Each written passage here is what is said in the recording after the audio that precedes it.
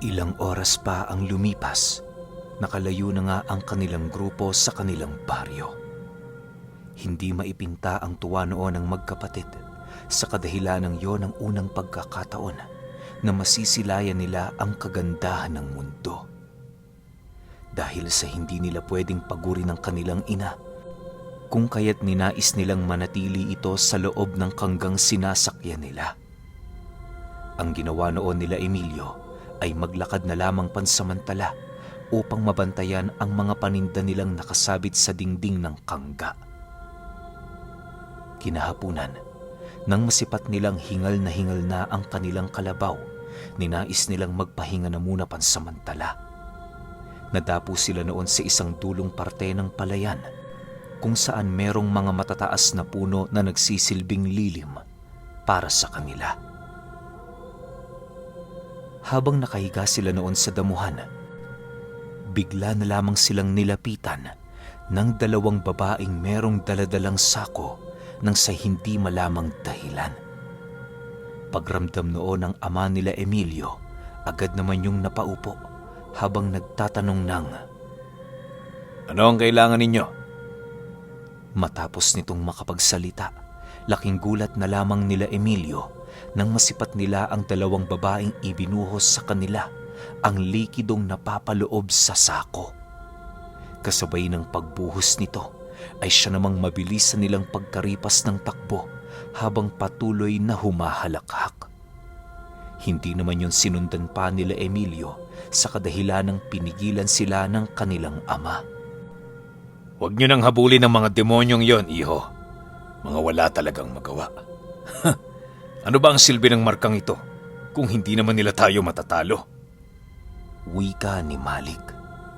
Nang marinig ito ng ermetanyo, tumawa lang naman ito habang patuloy na pinagmamasdan ang dalawang babaeng tumatakbo. Ilang minuto pa ang lumipas, napagpasyahan na nilang ipagpatuloy ang kanilang paglalakbay sa kabila ng mga nangyaring pagmamarka sa katawan ng ama nila Emilio. Habang binabagtas nila noon ang daan, panay naman ang kanilang pagramdam sa buong paligid dahil sa inaasahan na nila ang maaaring pagtambang ng mga nilalang sa kanilang dinaraanan. Maya-maya pa, bigla naman nilang narinig ang pagkumpas ng pakpak sa itaas na bahagi ng kanilang kangga na parabang may kung anong nilalang sa lugar na yon ang dumaan. Dahil sa kanilang mga naramdaman, ninais nilang mag-amang lumabas ng kangga upang magbantay sa buong paligid. Ang ermetanyo naman noon, ninais ng bagalan ng pagpapatakbo ng kanilang kalabaw upang masigurong makakahabol sa kanila ang mga aswang. "Ano? Babagalan ko pa ba? Nasa paligid lang sila mga iho, kaya humanda kayo." Wika ng ermetanyo.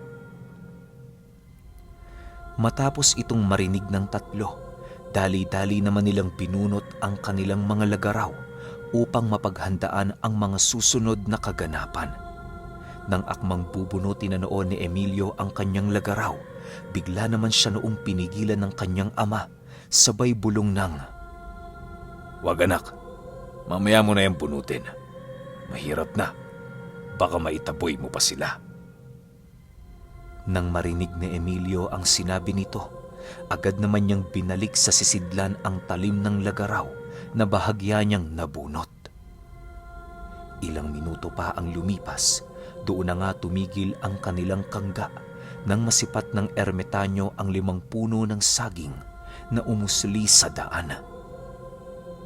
Sa puntong yon, agad naman niyang napagtanto na maaaring isang lahi ng mga balbal ang kanilang kinakalaban. Dahil sa kanyang mga nakita, dali-dali naman niyang tinungo ang kinaroroonan ng ama nila Emilio upang maipagbigay alam ang kanyang mga nalaman. Habang nag-uusap silang dalawa noon, ramdam na ramdam nila ang mga balbal na dahan-dahang hinahawi ang mga talahib na kanilang dinaraanan. Bagaman napakadilim sa lugar na yon, alam nila Emilio na napapalibutan na ang kanilang grupo ng mga nilalang. Ilang minuto pa ang lumipas, nakasilay sila ng isang lalaking naglalakad sa lugar kung saan sila naroon.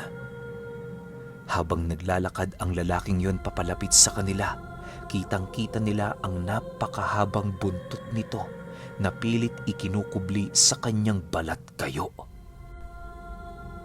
Magandang gabi sa inyo, mga Ginoo. Maaari bang malaman kung saan ang punta ninyo? Bawal kasing dumaan dito sapagkat ang lupang ito ay pribado. Wika ng lalaki. Ganun ba? Kung pribado ang lugar na ito, bakit naman kayo nandirito? Tsaka isa pa, makikiraan lang kami. Hindi naman kami dito mangunguha ng kung ano-ano eh. Sagot naman dito ng ama nila Emilio. Nang marinig ng lalaking yon ang kanyang sinabi, bigla na lamang itong umangil ng sa hindi malamang dahilan. Dahil sa kanilang mga nakita, buong lakas naman nilang hinawakan ang kanilang mga lagaraw upang kung sakali mang merong susunggab sa kanilang mga nilalang, magagawa nila itong maunahan.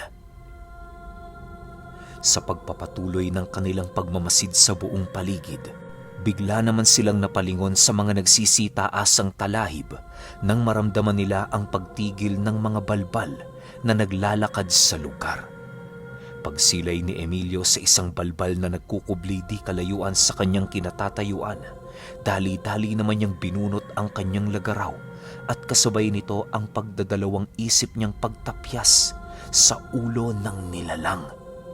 Kisap mata lamang noon ang pagitan nang biglang tumalsik ang napakaitim nitong dugo sa mga talahiban na siya namang ikinagulat ng mga kasama nitong aswang. Pagbagsak ng walang buhay na katawan nito sa lupa, bigla namang nagsiangil ang lahat ng balbal sa paligid at kasabay nito ang kanilang pagsunggab sa kinaroroonan nila Emilio. Nang masipat naman nilang sumusugod sa iba't ibang direksyon ang mga nilalang, dali-dali naman nilang pinaikutan ang kanilang kangga upang hindi yun mawasak ng kanilang mga kalaban. Itinali din nila ng husto ang kalabaw nila sa isang bato nang sa gayoy hindi ito kumawala at kumaripas ng pagtakbo.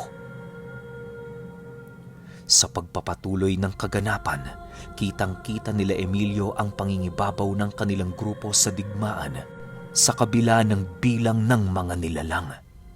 Kahit walang takot na sumusugod ang mga ito sa kanila, hindi naman sila nababahala gawa ng walang epekto ang mga pinsalang ibinibigay ng mga aswang. Ilang minuto pa ang lumipas, doon na niya nasipat ang isang balbal na mabilisang kumakaripas ng pagtakbo papalapit sa kanyang kinaroroonan. Matapos niyang masilayan ang nilalang na yon, buong tapang naman niya itong sinalubong at kasabay nito ang walang habas niyang pagwasiwas ng kanyang lagaraw. Pagkatama ng talim nito sa bewang ng nilalang, mabilisan naman yung kumaripas ng takbo na siya namang hindi na nagawang mahabol ni Emilio. Dahil sa pangyayaring yon, biglang nanumbalik sa kanyang isipan ang tungkol sa sinabi sa kanya ng kanyang ama noong mga panahong hindi niya pa napanghahawakan ang lagaraw ng kanilang yumaong lolo.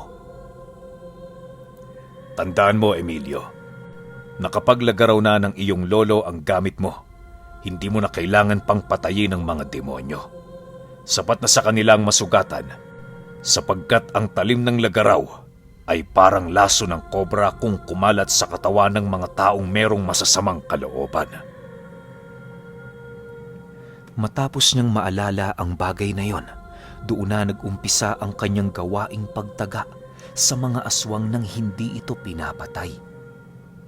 Sa pagpapatuloy ng digmaan, doon niya nasipat ang kanyang ama na walang habas na pinagpapapaslang ang mga balbal na lumalapit sa kanya.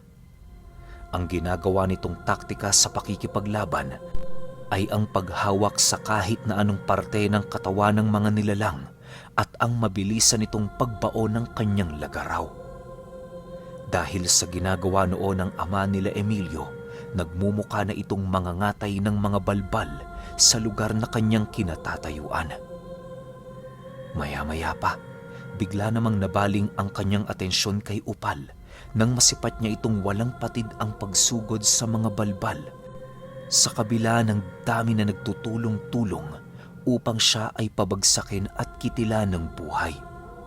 Subalit, dahil sa lakas ng trabungko ng buhaya, kung kaya't wala ni isa sa mga ito ang nagawang makatalo sa tinatangan niyang kabal. Sa pagpapatuloy ng kanyang pagmamasid sa buong paligid, bigla naman siyang naantala sa pagmamasid nang masipat niya ang 5 aswang na papasugod sa kanyang kinaroroonan.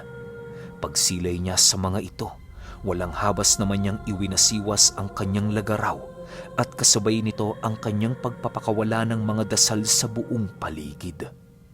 Bago pa man tuluyan noong makalapit ang mga nilalang sa kanyang kinaroroonan, matagumpay naman niya itong nabigyan ng malalim na sugat sa kanilang mga katawan.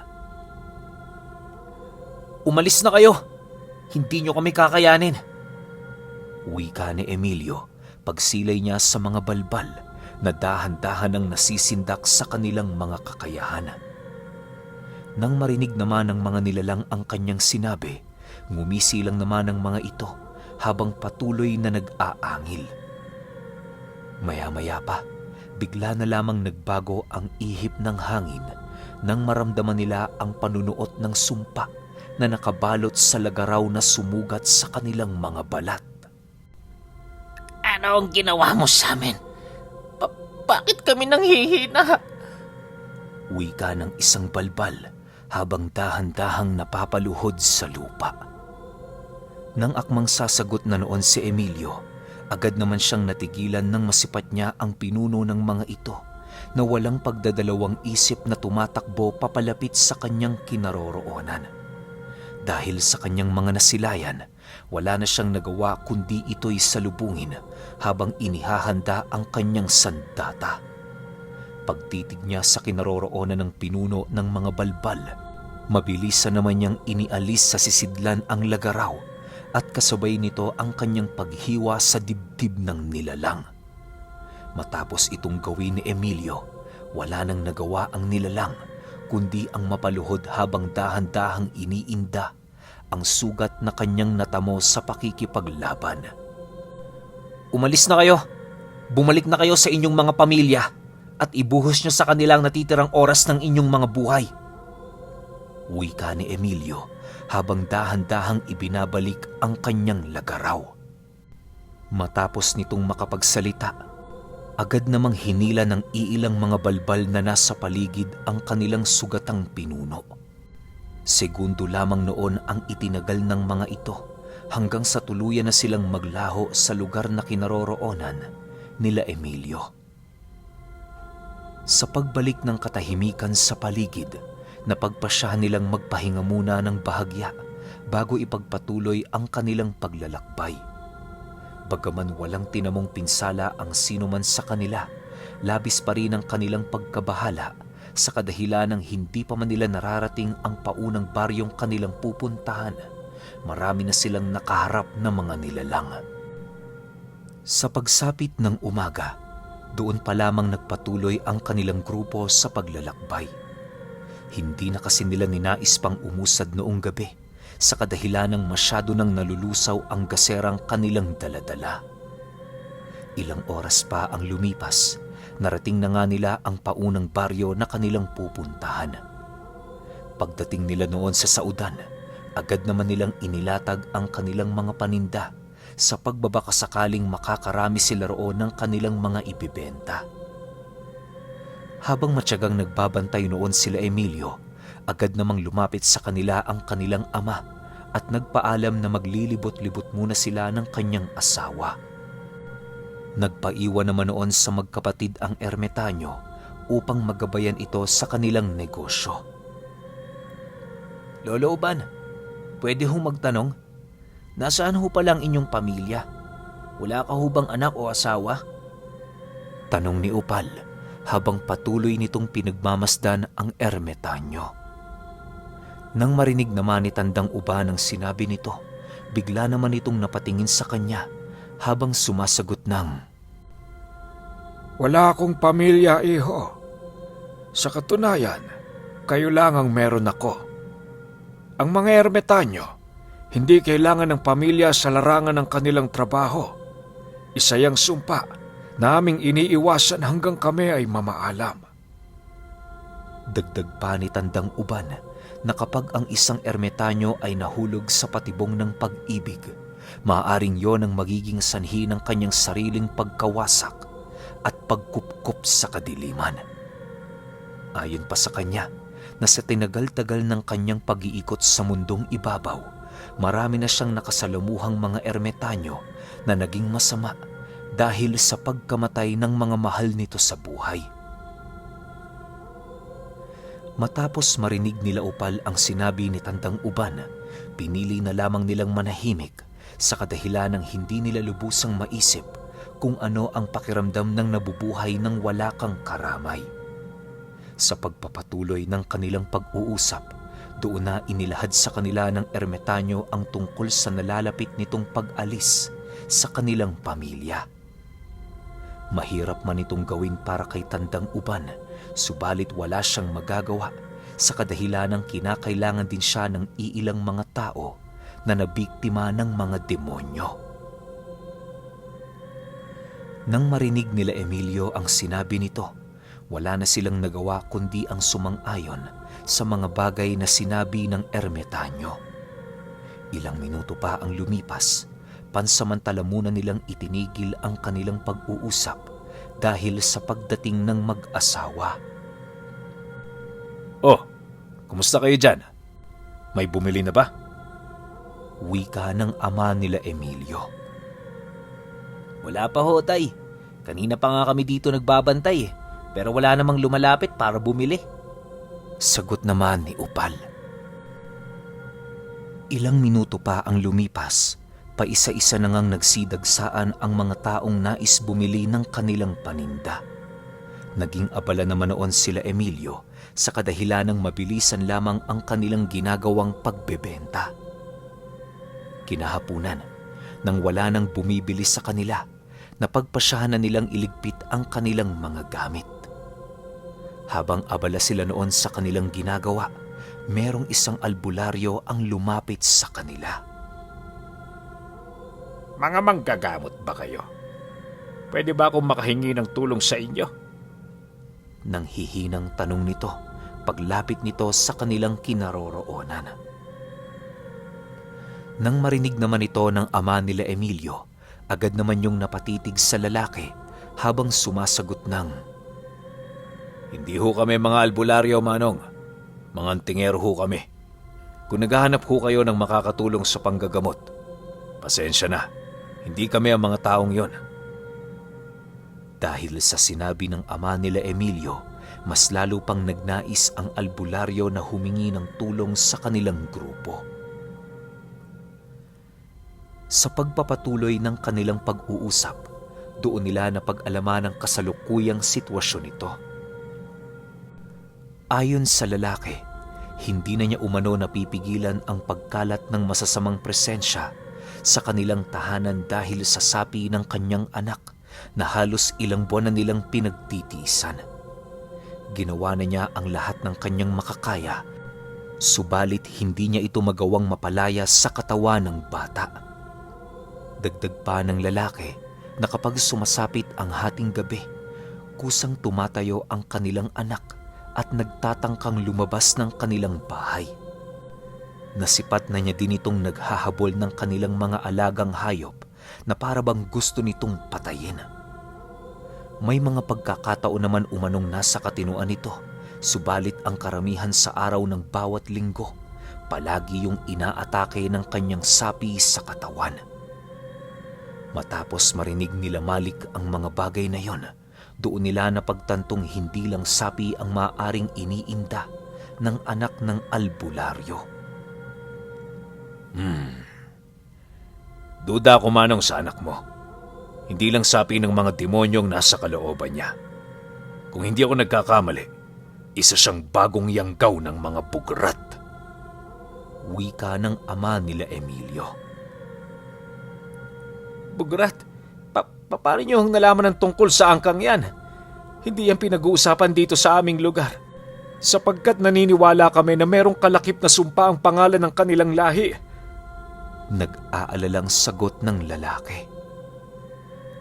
Matapos itong marinig ni Malik, tumawa lang naman ito habang sumasagot ng, Wala sa kanilang pangalan ng sumpang kanilang tangan. Ito ay nasa kanilang abilidad na makarinig ng mga bagay at makapagpalipad ng kanilang mga sakit kahit ilang milya pa ang layo ng mga taong pinag-uusapan ang kanilang lahi. Bueno, dahil merong koneksyon sa mga aswang ang iyong dinadalang problema, tutulungan kita.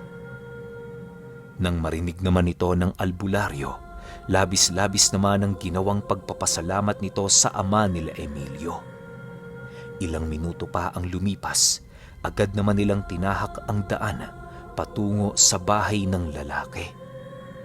Doon na din nila napagpasyahang magpalipas ng gabi nang sa gayoy magawa nilang makapagpahinga ng maayos.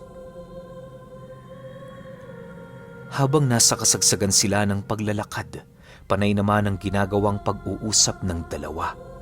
Tinanong noon ni Malik sa albularyo kung sino-sino ang nakasalamuha ng kanyang anak bago ito tuluyang mapasok ng yanggaw ng mga bugrat. Ayon sa lalaki, mga kaibigan lang naman ito ang alam niyang parating kasama ng kanyang anak sa buong maghapon. Wala din siyang nakitang ibang taong hindi nila kakilala na nakausap nito bago siya tuluyang mayanggaw ng mga aswang. Dahil sa narinig noon nila Malik, napagpasyahan nilang personal na mismong tingnan ang anak ng albularyo. Pansin kasi nila dito noon ang pagkawala nito ng karunungan pagdating sa ganoong uri ng sitwasyon at karamdaman. Sa pagdating nila sa tahanan nito, bumungad naman sa kanila ang asawa ng lalaki na abalang-abala sa ginagawa nitong pagbabantay sa kanilang bata. Pagsilay ng batang yon na papalapit na ang pangkat nila Emilio, agad naman yung kumaripas ng takbo habang patuloy na umiiyak. Animoy sa puntong yon, nakasilay ito ng mga demonyo na dahan-dahang lumalapit sa kanyang kinaroroonan. Ilang minuto pa ang lumipas, pinagtulungan na nila noong habulin ng bata gawa ng hindi ito maabot-abutan ng kanyang ina. Nang mahuli ng ermitanyo ang batang yon, agad naman niya itong inihipan ng tigalpo at kasabay nito ang pag-ihip niya ng isang usal na magpapaalis pansamantala ng ulirat ng bata. Matapos niya itong gawin, dali-dali naman nila itong ipinasok sa loob ng bahay upang maumpisahan ang pagpapalayas ng yanggaw. Bagaman hindi nila alam kung saan sila noon mag-uumpisa, wala silang magagawa kundi subukan ang mga bagay-bagay na kanilang nalalaman. Ang unang ginawa noon ng ama nila Emilio ay ang hiluti ng tiyan nito upang pakiramdaman ang mga yanggaw ng bugrat na nanananahan sa loob ng sistema ng bata. Mahihirapan tayo dito, Manong. Bukod sa maliit ang yanggaw ng bugrat, hindi din ito basta-bastang nararamdaman sa pamamagitan ng hilot. Mapanganib namang diinan ko ng husto ang aking paghihilot dahil may posibilidad na mawasak ko ng hindi sinasadya ang iilang laman loob nito. Isa na lang ang naiisip kong paraan para mapatay ang yanggaw ng bugrat sa kanyang katawan. Yun ay ang hanapin ng bugrat na nangyanggaw sa kanya upang ito'y kitila ng buhay. Wika ni Malik.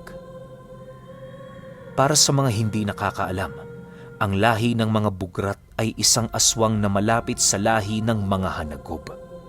Kadalasan sa mga ito ay naninirahan sa bukid na nagpapanggap na mga magsasaka o di kaya naman ay nakatira malapit sa dalampasigan at nagpapanggap silang mangingisda. Ang unang palatandaan na nadapo ka na sa bahay ng mga bugrat ay ang maasim-asim na hangin na bumabalot sa kanilang tahanan. Wala ka ding maaamoy na mabaho sa kanilang lugar. Gawa ng lahat ng kanilang karning kinukuha sa kanilang mga biktima ay inililibing nila sa lupa bago ito tuluyang kainin.